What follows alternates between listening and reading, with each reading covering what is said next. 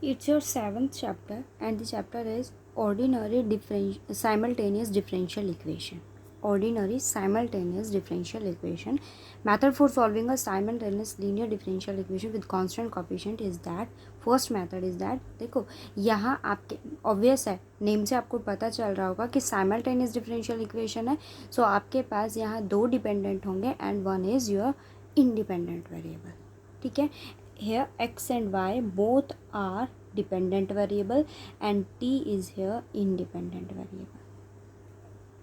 Okay, x and y both are dependent and t is independent variable. See, first method, use of operator D. आपको कोई भी differential equation यहाँ given होगी, आप क्या use करोगे उस ऑपरेटर डी का. कंडीशन क्या होगी कि अगर आप ऑपरेटर यूज़ करते हो देन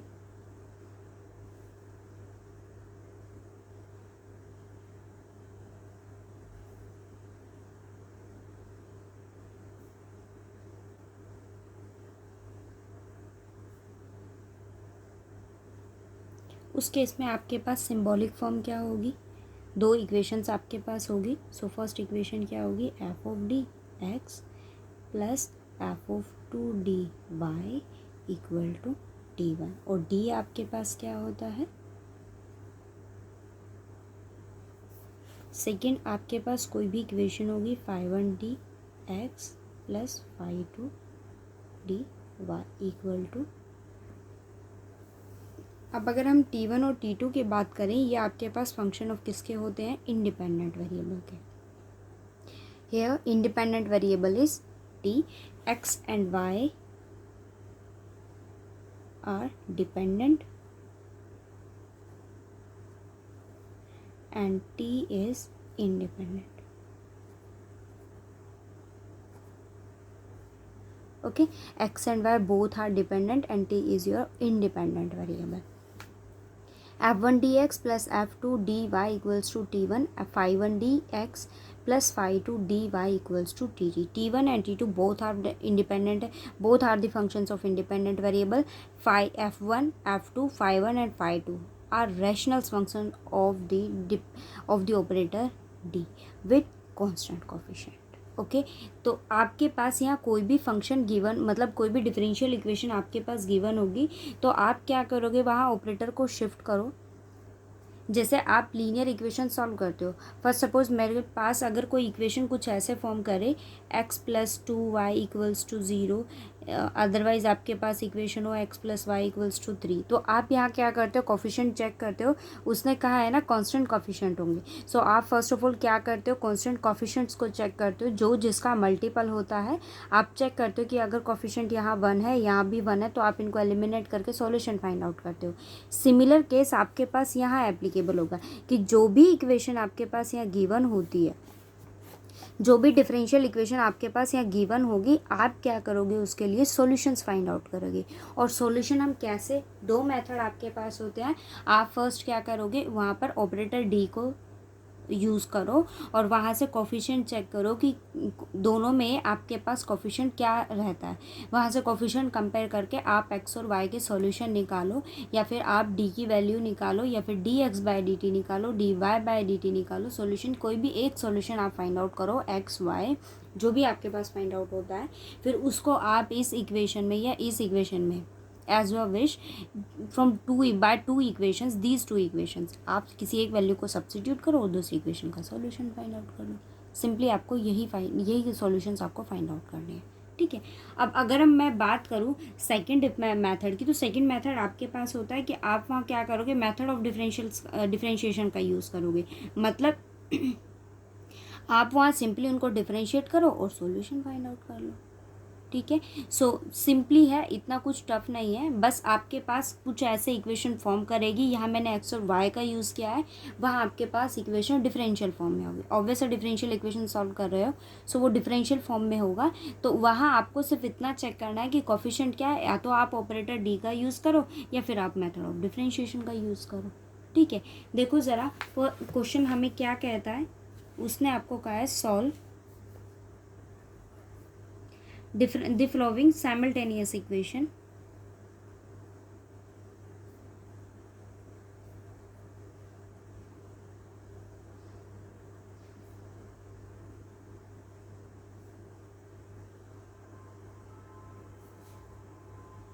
क्या इक्वेशंस आपको गिवन है, d x over d t plus 7x minus y equal to 0 and the second one is d y by d t plus 2x plus 5y equal to 0। Okay, अब आप यहाँ देखो, मैंने कहा ना कि हम क्या करेंगे, या तो मेथड डी को यूज़ करेंगे, आप सिंपली इसको फाइंड आउट कर लो। सो मैंने बाय डिफरेंशिएशन से, सो मैंने यहाँ क्या किया, ऑपरेटर का यूज़ करा। आपके पास फर्स्ट इक्वेशन क्या फॉर्म करेगा, d x plus 7x minus y equal to 0 and the second one is d y plus 5y plus 2x equals to 0। अब आप कोफिशिएंट्स देखो, यहाँ पर आप कोफिशिएंट देखते हो तो आपके पास क्या वैल्यू आती है, क्या लिया मैंने यहाँ से common, d plus 7x minus y equal to 0 and the second one is 2x plus d plus 5y equal to 0। Okay, so मैंने यहाँ क्या किया, y को एलिमिनेट किया, और y को एलिमिनेट करने के लिए आपके पास यहाँ इसका कोफिशिएंट क्या है, d प्लस 5। सो मैंने इस इक्वेशन को किससे मल्टीप्लाई कर दिया, अब मल्टीप्लाई करो, आपके पास क्या इक्वेशन बनेगी, d plus 7 d plus 5x d plus 5y equal to 0, 2x as it is plus d plus 5y equal to 0। Okay, आपको किसको एलिमिनेट करना है, y को। y को हमने एलिमिनेट किया, ये वैल्यू आपके पास कैंसिल आउट हो जाएगी। मैंने दोनों को क्या किया है, ऐड किया, ये कैंसिल आउट हो जाएगा। सो यू हैव, मल्टीप्लाई करेंगे दोनों को, d square plus 7d plus 5d plus 2x equal to 0। इस केस में ऑक्सिलरी इक्वेशन क्या हो जाएगी, coefficient of x equate to 0। So you have d square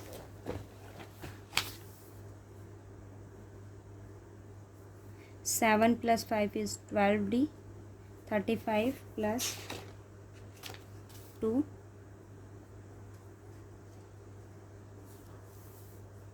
अब आप क्या करो, यहाँ पर रूट्स फाइंड आउट करो। क्वाड्रेटिक इक्वेशन है, देखो, minus b plus minus b square minus 4ac over 2। So minus 12 plus minus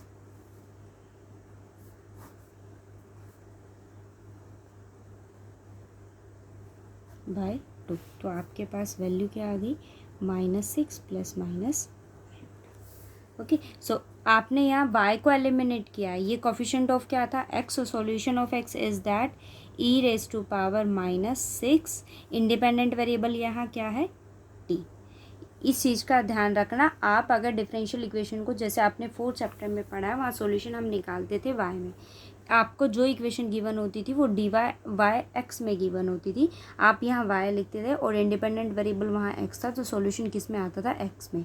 यहाँ अगर आप देखो तो ये आपके पास कोफिशिएंट ऑफ x था, डिपेंडेंट वेरिएबल आपके पास यहाँ क्या है, x और y है, बट मैंने y को एलिमिनेट किया, सो सॉल्यूशन किस में फाइंड आउट होगा, y में, बट यहाँ इंडिपेंडेंट वेरिएबल आपके पास क्या है, t। सो ये किस में रिटर्न होगा, t में।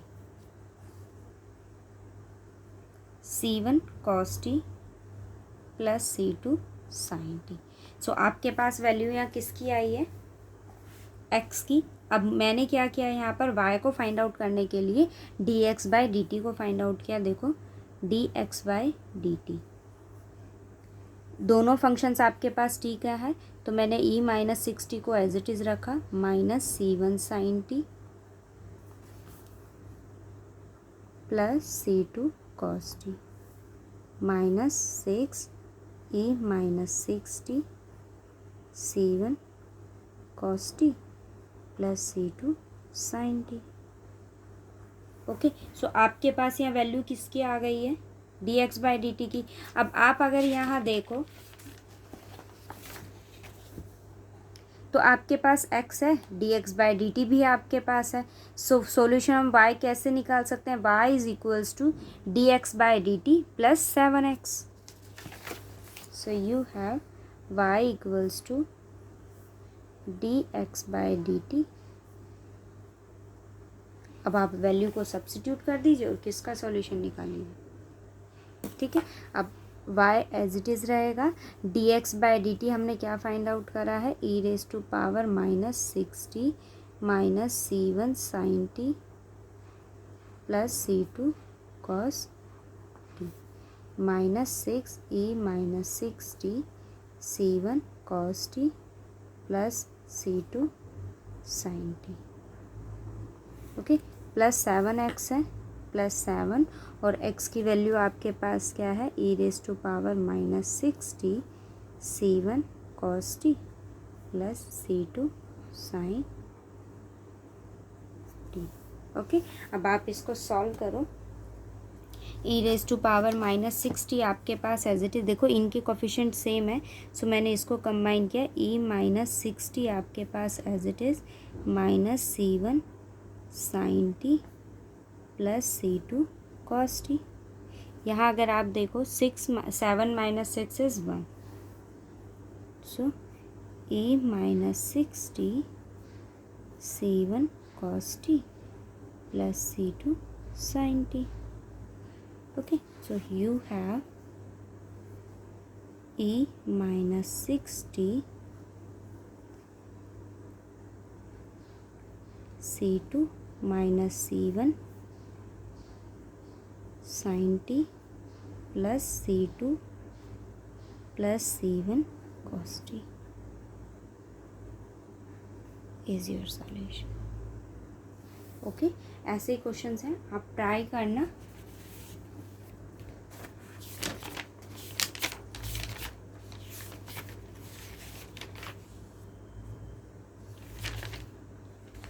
आप इसके 11 तक क्वेश्चन ट्राई करना, जिसमें अगर आपको कोई डाउट हो तो फिर वो मुझसे डिस्कस करना।